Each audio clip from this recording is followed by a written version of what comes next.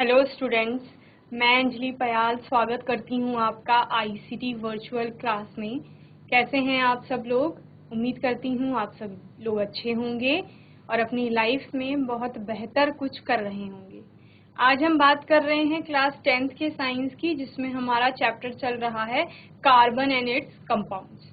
Okay, carbon एक तत्व है और उसके उस तत्व के अलग अलग एटम से, अलग अलग तत्वों के एटम से यानी परमाणुओं से जुड़ने के बाद जो कंपाउंड बन रहे हैं उनकी बात हम इस चैप्टर में कर रहे हैं। ठीक है, तो कार्बन एवं उसके यौगिक चौथा चैप्टर है आपकी साइंस का। इसमें हमने बहुत सारे टॉपिक जैसे पहले पढ़ लिए हैं कि आपके कार्बन के जैसे कार्बन सहसंयोजी आबंध बना रहा है। ठीक है, सहसंयोजी आबंध क्या होता है? जब हमने कहा कि कार्बन में क्या होता है, किसी भी परमाणु में कार्बन के अलावा कोई और परमाणु भी आपका सहसंयोजी बंध बना सकता है।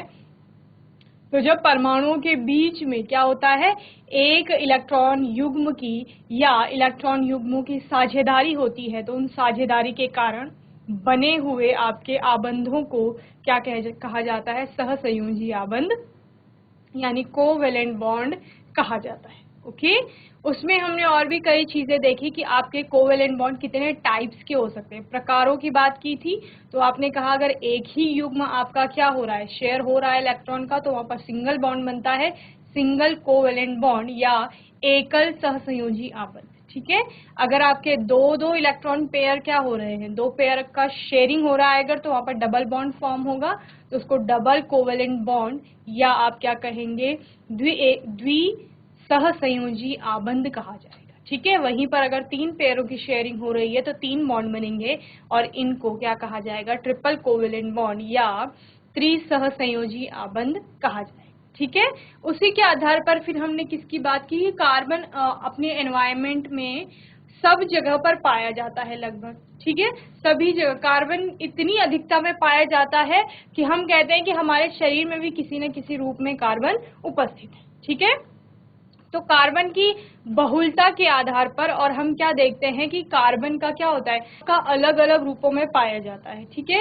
कार्बन के यही रूप या जो क्या होते हैं, केमिकल प्रॉपर्टीज जिनकी समान होती है। केमिकल प्रॉपर्टीज समान होने का अर्थ क्या है कि वो केमिकल रिएक्शन यानी रासायनिक अभिक्रिया एक समान देगा। क्यों देगा? क्योंकि है तो बेसिकली वो कार्बन ही ना, सिर्फ उसकी क्या अलग हो रही है, कुछ कुछ चीजें अलग हो रही है। ठीक है, तो फिजिकल स्टेट क्या रहती है उसकी, लगभग समान रहती है।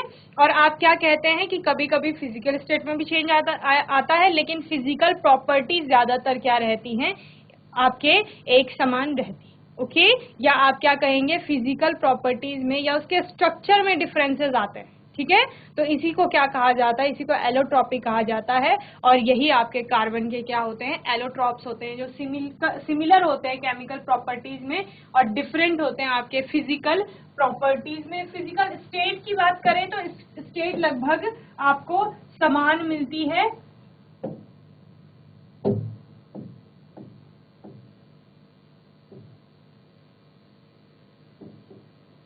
तो आपने क्या कहा, केमिकल प्रॉपर्टी समान हो गई, क्योंकि कार्बन ही है केमिकल। अगर कंपोजिशन की बात करें, केमिकल प्रॉपर्टीज किस पर निर्भर करती है? केमिकल प्रॉपर्टीज आपके निर्भर करती है जिस चीज से मिलकर वो बना हुआ है। तो हम बात ही उसकी कर रहे हैं कि वो कार्बन की एक फॉर्म है, यानी है तो वो कार्बन ही, रिएक्ट करने किसी से कार्बन ही जाएगा। लेकिन चेंज क्या हो रहा है? चेंज हो रहा है उसके आकार में, शेप में, या आप क्या कह रहे हो, उसके बने हुए स्ट्रक्चर में चेंज हो रहा है। ठीक है, the phenomenon in which the element exists in two or more different state, physical state आप बोल रहे हैं कि different physical state में हो सकता है, और क्या हो सकता है, there is change in a physical property. okay, वहां पर physical property में change आ सकता है। okay, and similar chemical properties are called allotropy. जब हम एलोट्रॉपी की बात कर रहे हैं तो वो क्या है, वो इस प्रकार से है कि फिजिकल स्टेट उसकी अलग अलग हो सकती है, लेकिन केमिकल प्रॉपर्टी क्या कहती है कि केमिकल प्रॉपर्टी समान रहेगी। ठीक है,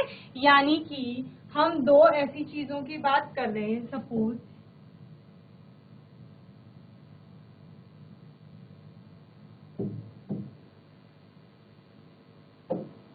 एक हमारे पास ये चीज है, ठीक है, और दूसरी भी उसी के समान कोई और चीज। ठीक है, तो हम कह रहे हैं कि इन दोनों में ये बने हुए तो किससे हैं? कार्बन से ही बने हुए हैं दोनों। ठीक है।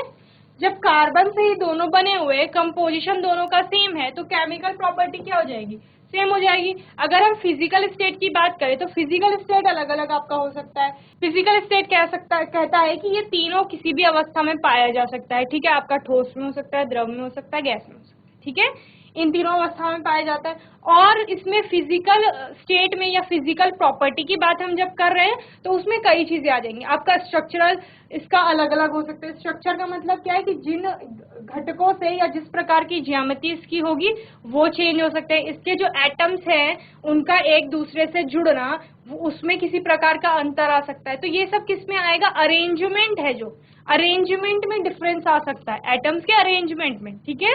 इसमें डिफरेंट तरीके से आपके एटम अरेंज हो सकते हैं, इसमें कुछ डिफरेंट तरीके से, ओके। तो उसको हम क्या कहेंगे कि फिजिकल प्रॉपर्टी में किसी प्रकार से चेंज आ रहा है। तो इसी को हम क्या कहते हैं, एलोट्रॉपी कहते हैं। और कार्बन इस तरह के फॉर्म्स में पाया जाता है, यानी जहां पर है तो बेसिकली कार्बन ही, लेकिन उसके स्ट्रक्चर या एटम्स का अरेंजमेंट डिफरेंट तरीके से होता है, इसीलिए उनको क्या कहा जाता है, कार्बन के एलोट्रॉप्स या अपर रूप कहा जाता है, ओके।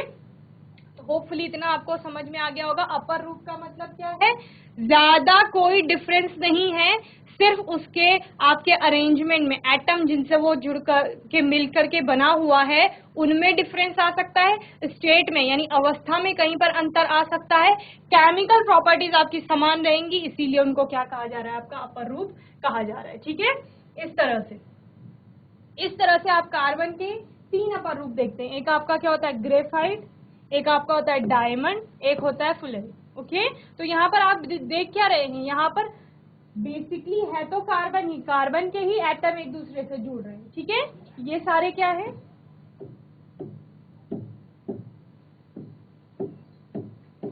ये सारे कार्बन ही है तीनों में, ठीक है। तो जब हम केमिकल प्रॉपर्टीज की बात कर रहे हैं तो वो समान होंगी, क्यों, क्योंकि ये कार्बन से ही मिलकर के बना हुआ है। बस आपको डिफरेंस कहां पर दिख रहा है, जब हम बात कर रहे हैं फिजिकल प्रॉपर्टी की या हम अरेंजमेंट कह रहे हैं। ये कार्बन के एटम का अरेंजमेंट अलग अलग तरीके से हो रहा है सब जगह पर, ठीक है। अगर हम ग्रेफाइट की बात करें तो इस तरह से आपको एक हेक्सागन देखने को मिलता है, ठीक है। हेक्सागन यानी षटकोण, 6 जिसके कोने होते हैं ना, तो षटकोण जैसे ज्यामिति यहाँ पर एक बन रही है, ठीक है। और एक लेयर के बाद दूसरी लेयर आ रही है, इस तरीके से ग्रेफाइट में देखने को मिलता है। जबकि अगर आप बात करें यहाँ पर डायमंड में, तो डायमंड में क्या होता है कि आपका यानी हीरा है ये, आपका एक कार्बन एटम जो होता है, एक कार्बन एटम आपका इस तरह से 4 साइड से कार्बन से जुड़ रहा होता है, ठीक है। जबकि यहाँ पर ग्रेफाइट में हमने क्या बोला कि एक कार्बन 3 कार्बन एटम से जुड़ रहा है, इसका मतलब किसी एक कार्बन से वो डबल बॉन्ड बना रहा होगा, यानी एक कार्बन इधर से भी कार्बन से, इधर से भी कार्बन से, इधर कोई 2 बॉन्ड बना रहा है वो कार्बन, क्योंकि उसकी वैलेंसी कितनी है, 4 है ना, तो 4 बॉन्ड बनाने हैं उसको। तो 3 एटम से वो 4 बॉन्ड किस तरह से बनाएगा, 2 से तो वो सिंगल बॉन्ड बना रहा है, लेकिन एक से वो क्या बनाएगा, डबल बॉन्ड यानी कि द्विआबंध बनाएगा, ओके। वहीं पर जब हम बात कर रहे हैं डायमंड की इसकी, तो यहाँ पर एक कार्बन आपके चारों तरफ से कार्बन से जुड़ रहा है। जब हम फुलेरिन की बात करते हैं तो फुलेरिन में आपके 2 तरह के स्ट्रक्चर देखने को मिलते हैं। एक तरफ 5 आपके कार्बन जुड़ रहे होते हैं, एक तरफ 6 कार्बन जुड़ रहे होते हैं। तो ये बकमिस्टर फुलेरिन ने जब एक गुंबद बनाया था तो उसका स्ट्रक्चर कुछ इसी प्रकार था, तो वहां से इसका स्ट्रक्चर लिया गया, इसीलिए उनके नाम पर इसे फुलेरिन कहा गया। जैसे एक फुटबॉल होती है ना, तो फुटबॉल में जिस तरह से बॉक्सेस आपको दिखते हैं, ठीक है, उसी प्रकार के कार्बन के एटम यहाँ पर जुड़े हुए होते हैं। तो इस संरचना को फुटबॉल से भी रिजेंबल करके देखा जाता है, ओके। तो क्या समझ में आया, अपर रूप समझ में आया, जहां पर कार्बन क्या होगा, केमिकल प्रॉपर्टी समान होंगी, लेकिन फिजिकल प्रॉपर्टी या फिजिकल स्टेट में किसी भी प्रकार का जब आपका चेंज आता है तो आप क्या कहते हैं कि ये कार्बन के अपर रूप है ये बेसिकली कार्बन ही, लेकिन ये 3 तरह से आपके फिजिकल प्रॉपर्टीज में इसके चेंज हो सकता है। तो 3 तरह से पाया जाता है, जहां पर आप कहते हैं एक ग्रेफाइट है, एक डायमंड है, एक फुलेरी है, ओके। ये कौन से फॉर्म है कार्बन की, ये है क्रिस्टल के फॉर्म में। जब हम किसकी बात कर रहे हैं, क्रिस्टलाइन स्टेट में आपका कार्बन जब मिल रहा है, यानी क्रिस्टल के रूप, ओके। इसीलिए इनके क्या पाए जाते हैं, क्रिस्टल, ग्रेफाइट का क्रिस्टल, डायमंड का, फुलेरिन का, इन सब के क्रिस्टल पाए जाते हैं, ठीक है। और दूसरा, जब आप माइक्रो क्रिस्टल की बात करेंगे, माइक्रो क्रिस्टल में आपका क्या हो जाएगा, कोक हो जाएगा, ठीक है, पेट्रोलियम के रूप में आपको कार्बन मिलेगा। तो ये सारी फॉर्म्स वहां पर आप पढ़ें। तो इतना आपको होपफुली समझ में आ गया होगा। आगे हम थोड़ा और अच्छे से, कार्बन है 3 मेन एलोट्रॉप्स, यानी 3 प्रकार के उसके मुख्य अपर रूप हैं, जिसमें आपका पहला क्या आता है, पहला आता है डायमंड यानी हीरा, ठीक है, ये आपका पहला अपर रूप है। In this carbon, an atom is bonded to 4 other atoms of carbon forming 3-dimensional structure, ठीक है। क्या कह रहे हैं, आपका एक कार्बन, एक जो ये कार्बन है ये 4 कार्बन से जुड़ रहा है, ओके, इस तरीके से। फिर ये वाला कार्बन क्या हो रहा होगा, 4 से जुड़ रहा होगा। तो इस प्रकार के ये क्या बनाते हैं, स्ट्रक्चर बनाते हैं। और कैसा स्ट्रक्चर बनाते हैं, 3-डायमेंशनल, त्रिविमीय स्ट्रक्चर इनका या संरचना इनकी बनती है, okay. It is the hardest substance and an insulator. क्या कह रहे हैं, नेचुरली अकरिंग, यहाँ पर एक और वर्ड ऐड करना, हार्डेस्ट सब्सटेंस तो होता है, लेकिन कौन सा, जो प्राकृतिक रूप से पाया जाता है। हार्डेस्ट क्या कह रहा है, सबसे कठोरतम, इतना कठोर होता है कि इसका उपयोग पत्थरों को काटने के लिए किया जाता है। यानी अगर आप पत्थर और चट्टानों की बात करें, वो कितने हार्ड होते हैं। तो जो हीरा होता है आपका डायमंड, वो पत्थर और उन हार्डेस्ट सब जो आपके रॉक्स बोल रहे हैं आप, उनसे भी ज्यादा कठोर होता है। और इसीलिए कभी कभी जब आपको चट्टानों को कटिंग करनी होती है, पत्थरों की कटिंग करनी होती है, तो उसमें किसका उपयोग किया जाता है, डायमंड का उपयोग किया जाता है, ओके। तो प्राकृतिक रूप से पाए जाने वाला सबसे कठोरतम क्या है, सब्सटेंस है। एंड एन इंसुलेटर, क्या कह रहे हैं यहाँ पर, एक इंसुलेटर भी है। ये इंसुलेटर मतलब कुचालक है, और कुचालक किसका, विद्युत का, ओके।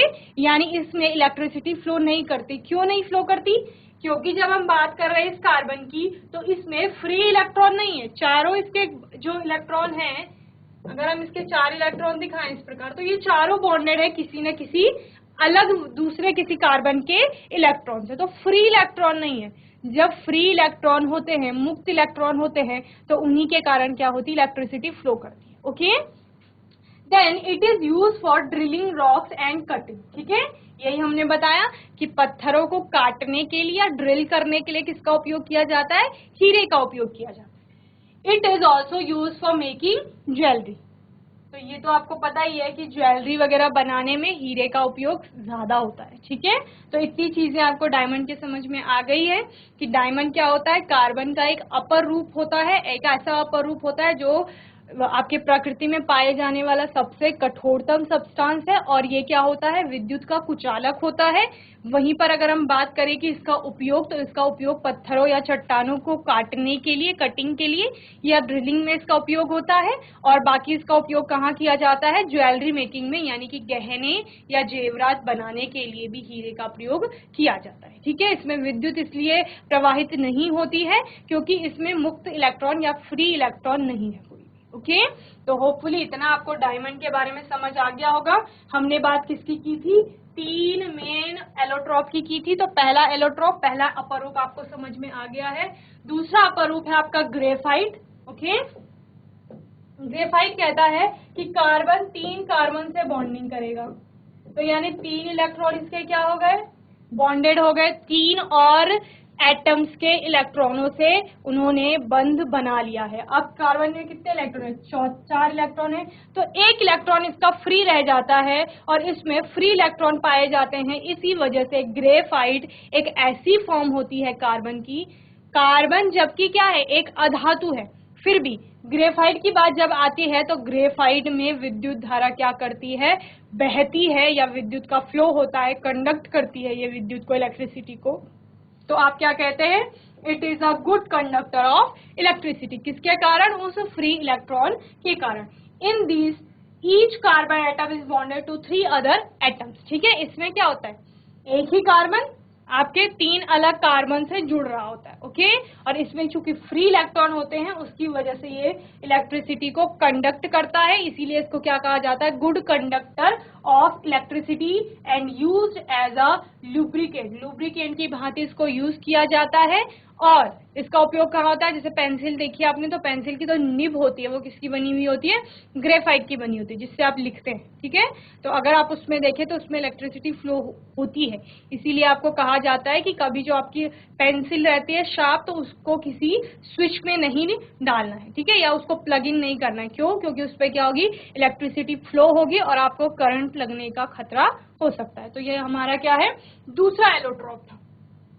तीसरा एलोट्रॉप है हमारा बकमिस्टर फुलेरिन या Buckminster fullerene. Okay, it is an allotrope of carbon containing cluster of 60 carbon atom. इसमें क्या होते हैं? 60 कार्बन एटम जुड़े हुए होते हैं, या आप क्या कहें कि जो अभी तक अच्छे से पता लग पाया है वो वाला था जिसमें कि C60 यानी कार्बन के 60 एटम या 60 परमाणु उपस्थित है। Okay, join together to form a spherical molecule, यानी 60 कार्बन एटम आप एक तरह से इस प्रकार जुड़ रहे हैं कि वो एक स्फेरिकल मॉलिक्यूल बना पाए। या आप क्या कहें कि जैसे आप एक फुटबॉल को देखते हैं, तो इस फुटबॉल में इमेजिन करिए कि 60 कार्बन एटम इसमें लगे हुए हैं, तो वो किसकी संरचना हो जाएगी?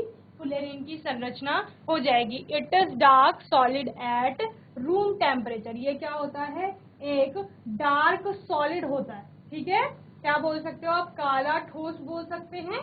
इस प्रकार का होता है कब? रूम टेम्परेचर पर। ओके, तो होपफुली आपको तीनों अपर रूप अच्छे से समझ में आ गए होंगे। किसके अपर रूप है? कार्बन के। चलिए आगे देखते हैं। अब हमने इतनी चीजें यहाँ पर देख ली हैं कि ये कार्बन के अपर रूप है, और हमने किसकी बात की? कार्बन की अलग अलग संरचनाओं की बात की, जो आपने यहाँ पर देख ली हैं। यहाँ पर आपने कार्बन की तीनों संरचनाएं देख ली हैं, तीनों फॉर्म्स में, ग्रेफाइट में भी, डायमंड में भी, और आपका फुलेरिन में भी। ओके, तो इनसे क्या समझ में आता है? इनसे एक चीज समझ में आती है कि कार्बन 4 चीजों से जुड़ना चाहता है। 4 चीजें यानी 4 इलेक्ट्रॉनों की वो क्या कर रहा है? शेयरिंग कर रहा है, यानी उसकी वैलेंसी क्या होगी? 4 होगी। और क्या समझ में आता है? इससे एक और चीज समझ में आती है कि कार्बन में श्रृंखलन करने का गुण पाया जाता है, यानी कि जुड़ने का गुण पाया जाता है। ठीक है, तो यहीं से कार्बन के ऊपर पूरी एक केमिस्ट्री है जिसको कार्बनिक यौगिक या कार्बनिक आपकी क्या कहा जाता है? रसायन यानी ऑर्गेनिक केमिस्ट्री कहा जाता है। यानी कि कार्बन, जब कार्बन के बारे में जितने भी केमिस्ट थे या जितने भी रसायनज्ञ हुए, उन्होंने कार्बन की प्रकृति को जानना चाहा, कार्बन के बारे में पढ़ना चाहा, तो उन्हें क्या पता लगा कि कार्बन एक अकेला ऐसा तत्व है कि जो ज्यादातर तत्वों से जुड़ने की कोशिश करता है और जुड़ करके अपना क्या बनाता है? बहुत सारे कंपाउंड्स बनाता है, जिनकी संख्या मिलियंस में है, यानी कि लाखों में है। और अगर हम अन्य सभी तत्वों के यौगिकों को एक साथ रखें और सिर्फ कार्बन के तत्व एक साथ रखें, तो कार्बन के तत्वों की संख्या ज्यादा होती है। ठीक है, तो यानी कार्बन में ऐसे विशेष गुण पाए जाते हैं। तो उसी की बात करेंगे हम अपने नेक्स्ट टॉपिक में, जो क्या कहता है? जो कहता है वर्सेटाइल नेचर ऑफ कार्बन, यानी कार्बन की सर्वतोमुखी प्रकृति। ठीक है, तो वो सर्वतोमुखी या वो वर्सेटाइल नेचर क्या था कार्बन का? The existence of such a large number of organic compound. ठीक है, यानी जो कार्बनिक यौगिक है आपके, वो इतनी ज्यादा संख्या में पाए जा रहे हैं, तो उनके इतनी ज्यादा संख्या में पाए जाने का कुछ तो कारण होगा। समझ रहे हैं? कार्बनिक यौगिक मतलब एक ऐसा कंपाउंड जिसमें कार्बन होगा। ठीक है, तो उसको कार्बनिक यौगिक कहा जाएगा। तो यानी इतनी ज्यादा कंपाउंड बन गए हैं, इतने ज्यादा यौगिक है जिन सब में आपका कार्बन है, उनको कार्बनिक यौगिक कहा गया। तो क्यों इतनी ज्यादा संख्या में कार्बन सबसे जुड़ता है और आप कहें कि इतने ज्यादा कार्बनिक यौगिक बनाता है? उसका कोई तो रीजन होगा। Is due to the following nature of carbon. ठीक है, तो ये इसका रीजन क्या था? पहला रीजन है आपका कैटिनेशन यानी श्रृंखलन। श्रृंखलन को समझेंगे कि श्रृंखलन क्या होता है, तो दो इसके रीजन है। पहला है कैटिनेशन जो कार्बन में पाया जाता है, दूसरा होता है टेट्रावेलेंट नेचर या टेट्रावेलेंसी। ओके, यानी चतुः संयोजकता। ओके, चलिए इसको समझेंगे कि ये दोनों नेचर आपके क्या कहते हैं। कैटिनेशन। कैटिनेशन क्या कहता है कि कार्बन एक ऐसा अकेला तत्व है जो अपने ही तत्व या कार्बन का जो एक एटम होता है वो दूसरे एटम से जुड़ने की कोशिश करता है और इस कोशिश में वो श्रृंखला बनाते चले जाता है। श्रृंखला यानी वहां पर चेन बन रही है। ओके तो इसी को आपका क्या कहा जाता है, श्रृंखलन कहा जाता है या फिर कैटिनेशन कहा जाता है। तो कार्बन का एक परमाणु कार्बन के दूसरे परमाणु से इससे जुड़ने की क्या रखता है, क्षमता रखता है, या आप क्या बोलेंगे कि उसमें यह क्षमता पाई जाती है। अन्य किसी तत्व में जनरली ऐसा नहीं देखा जाता है। तो इस रीजन के कारण भी क्या होता है, कार्बन अपने ही जब परमाणुओं से जुड़ रहा है तो वो बहुत ज्यादा संख्या में यौगिक बनाने की क्षमता रख रहा है, इसीलिए कार्बनिक यौगिकों की इतनी ज्यादा संख्या है।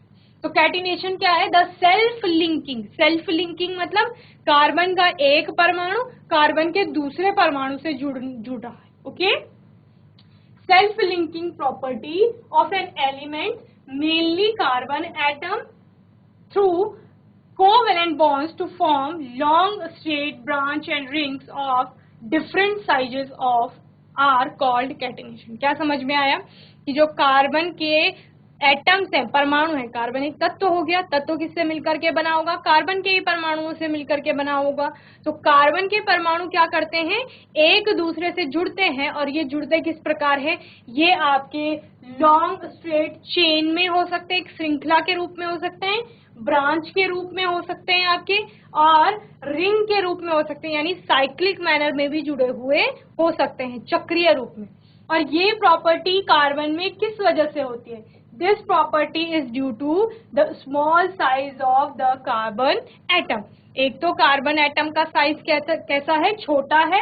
दूसरा, the great strength of the carbon carbon bond, जो कार्बन और कार्बन के बीच में बंध बन रहे हैं उनकी स्ट्रेंथ बहुत ज्यादा है। इस वजह से carbon can also form stable multiple bonds. Carbon क्या बनाता है, स्टेबल मल्टीपल बॉन्ड बनाता है, जिनको हम क्या कहते हैं, डबल और ट्रिपल बॉन्ड, जो आप टाइप्स ऑफ कोवेलेंट बॉन्डिंग में पढ़ चुके हैं, with itself and with the atoms of other elements. Okay जिसमें आपने क्या देखा कि स्ट्रेट चेन में भी कार्बन क्या करता है, single bond, double bond, triple bond form कर सकता है।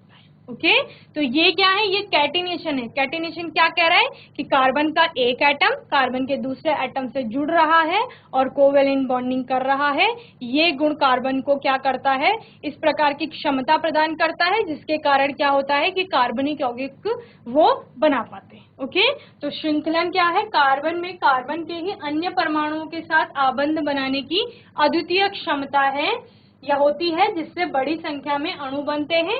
इसी गुण को क्या कहते हैं, श्रृंखलन कहते हैं। ओके तो आपको ये पहला जो रीजन है कि किस चीज का रीजन कि इतनी संख्या में कार्बनिक यौगिक हैं, वो समझ में आ गया होगा। ठीक है तो कार्बन के इस गुण के कारण, कौन सा गुण, कि वो अपने ही अन्य परमाणु के साथ जुड़ रहा है, जुड़ करके कार्बनिक यौगिक बना रहा है। ये कार्बन में पाया जाता है। ओके जल्दी से इसे नोट करेंगे, फिर हम सेकंड पे चलते हैं कि दूसरा क्या रीजन है। ओके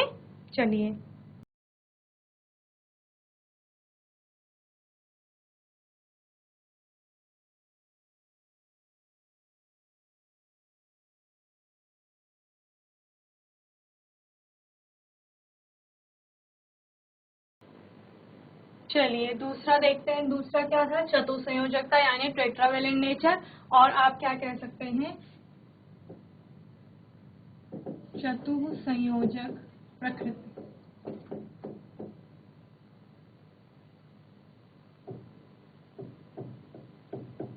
टेट्रावेलेंट नेचर क्या कहता है कि कार्बन की वैलेंसी कितनी होती है, कार्बन की वैलेंसी होती है 4। वैलेंसी 4 होने का मतलब क्या है, देखो एटॉमिक नंबर होता है इसका 6 एटॉमिक नंबर क्या कहता है, पहली शेल में 2 इलेक्ट्रॉन, दूसरी शेल में 4 इलेक्ट्रॉन। ठीक है अब इसको अपना उस उत्कृष्ट गैस के समान विन्यास प्राप्त करने के लिए या अपना अष्टक पूरा करने के लिए 4 और इलेक्ट्रॉन चाहिए, तो इसीलिए इसकी वैलेंसी कितनी हो जाती है, 4 हो जाती है, जिसको क्या कहा जा रहा है, टेट्रावेलेंट नेचर कहा जा रहा है। इस टेट्रावेलेंट नेचर के कारण ये क्या करता है, 4 एक ही एटम के 4 से जुड़ना तो पॉसिबल नहीं होगा, क्योंकि कार्बन क्या करता है, ट्रिपल बॉन्डिंग तक तो कर सकता है ना, उसके बाद चौथा बॉन्ड नहीं बना पाएगा सेम से। लेकिन ये क्या करेगा, फिर किसी और एटम से जुड़ेगा तो कार्बन उन 4 वैलेंसी को संतुष्ट करने के लिए 4 बॉन्ड बनाएगा। ओके, तो ये क्या हो सकता है आपका, अलग अलग परमाणु हो सकते हैं या फिर कुछ गिने चुने परमाणु हो सकते हैं जिनसे ये बॉन्डिंग करेगा। ओके, जैसे आपने कार्बन डाइऑक्साइड के केस में देखा है कि कार्बन 2 ही ऑक्सीजन से जुड़ रहा है लेकिन इनसे 2-2 बॉन्ड बनाता है, तो इसकी चारों संयोजकताएं क्या हो जाती हैं, पूर्ण हो जाती है। ओके, तो इस प्रकार से हमने क्या कहा कि carbon has valency of 4, carbon की वैलेंसी कितनी है, 4 है। It is capable of bonding with 4 other atoms, इसमें क्या क्षमता होती है कि ये 4 अन्य परमाणुओं से जुड़ सके, और ये परमाणु carbon of some other hetero atoms with single covalent bond as well as double और ट्रिपल बॉन्ड्स। हो सकता है आपका कार्बन 4 अलग अलग से परमाणुओं से जुड़ रहा होगा, जैसे कि किसके केस में होता है, आपके मीथेन के केस में होता है, यहाँ पर अलग अलग हाइड्रोजन के 4 परमाणु हैं। ओके, या फिर जिस प्रकार कार्बन डाइऑक्साइड में हुआ है 2 ही ऑक्सीजन एटम थे लेकिन उनसे क्या बना रहा है, ये डबल बॉन्ड बना रहा है। ठीक है, तो इस प्रकार से भी कार्बन अपनी जो उसकी टेट्रावेलेंट नेचर है या उसकी जो 4 संयोजकता है उसको संतुष्ट कर सकता है अलग अलग परमाणुओं से जुड़ करके या फिर कुछ परमाणुओं के साथ डबल और ट्रिपल बॉन्ड बना करके। इसी को उसको क्या कहा जाता है, चतुसंयोजक प्रकृति कहा जाता है। तो आपकी चतुसंयोजकता क्या है, कार्बन की संयोजकता 4 होती है, अतः इसमें कार्बन के 4 अन्य परमाणुओं तथा कुछ अन्य एक संयोजक तत्वों के परमाणुओं के साथ आबंधन की क्षमता होती है, जैसे ऑक्सीजन के साथ, हाइड्रोजन के साथ, नाइट्रोजन के साथ, सल्फर, क्लोरीन तथा अनेक अन्य तत्वों के साथ कार्बन के यौगिक बनते हैं। ठीक है, तो इस प्रकार कार्बन क्या करता है, कार्बन हाइड्रोजन के साथ जुड़ करके, जिस प्रकार उसने मीथेन बनाया, ऑक्सीजन के साथ जुड़ करके कार्बन डाइऑक्साइड बनाई, इसी प्रकार वो नाइट्रोजन से, आपके सल्फर से, क्लोरीन से, किसी भी एटम से जुड़ करके अन्य कार्बनिक यौगिक बनाता है। और इसके हमने दोनों रीजन देख लिए कि इतनी ज्यादा संख्या में, हमने क्या बोला था, कार्बन के अकेले इतने यौगिक हैं, इतने कंपाउंड कार्बन से मिलकर के बने हुए हैं, अगर हम कार्बन के अलावा सारे तत्वों के यौगिक देखें एक साथ तो वो भी कार्बन की तुलना में कम है, यानी कार्बनिक यौगिकों की संख्या क्या है, ज्यादा है। तो इसका रीजन क्या है कि एक तो उसमें श्रृंखलन का गुण पाया जा रहा है और दूसरा क्या है, उसकी संयोजकता 4 है, चतुसंयोजकता है, इसीलिए वो ज्यादातर चीजों से आपके कोवेलेंट बॉन्ड या सहसंयोजक बंध बना रहा है। ओके, जल्दी से इसे नोट करेंगे फिर हम आगे देखेंगे।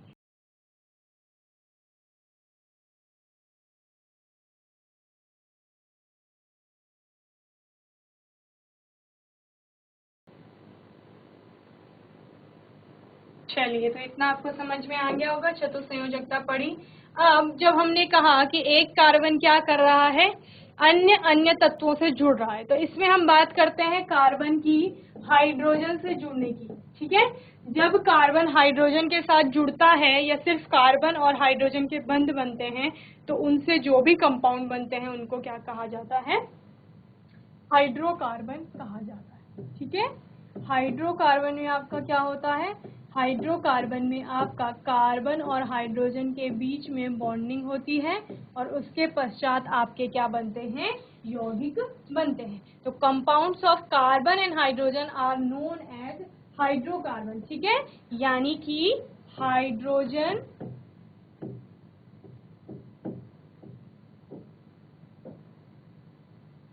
और कार्बन परमाणुओं से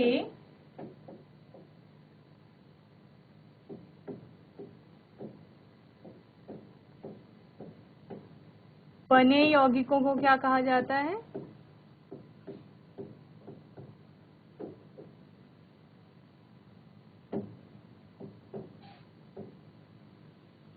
हाइड्रोकार्बन कहलाते हैं।